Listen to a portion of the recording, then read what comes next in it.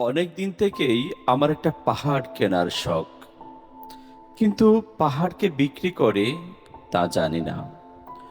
যদি তার দেখা পেতাম, দামের জন্য আটকাতো না। আমার নিজস্ব একটা নদী আছে, সেটা দিয়ে দিতাম পাহাড়টার বদলে।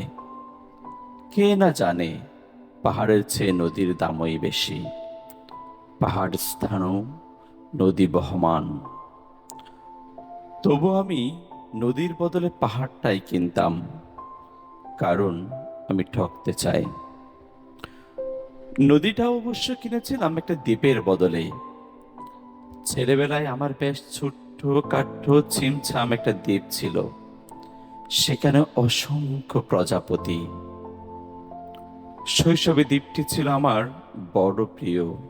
আমার যৌবনে আমার যৌবনে দ্বীপটি আমার কাছে মাপে ছোট লাগলো। প্রবহমান ছিপছিপে তন্বী নদীটি বেশ পছন্দ হলো আমার। বন্ধুরা বলল, ওইটুকু একটা দ্বীপের বিনিময়ে এত বড় একটা নদী পেয়েছিস, খুব জিতেছিস তো মাইরি। তখন জয়ের আনন্দ আমি বিহ্বল হতাম। তখন সত্যি আমি ভালোবাসতাম নদীটিকে। নদী আমার অনেক প্রশ্নের উত্তর দিত। যেমন, বলতো আজ সন্ধেবেলা বৃষ্টি হবে কিনা। সে বলতো, আজ এখানে দক্ষিণ গরম হাওয়া, শুধু একটি ছোট্ট দ্বীপে বৃষ্টি, সে কি প্রবল বৃষ্টি, যেন একটা উৎসব।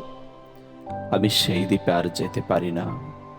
সে জানতো, সবাই জানে, শৈশবে আর ফেরা যায় না।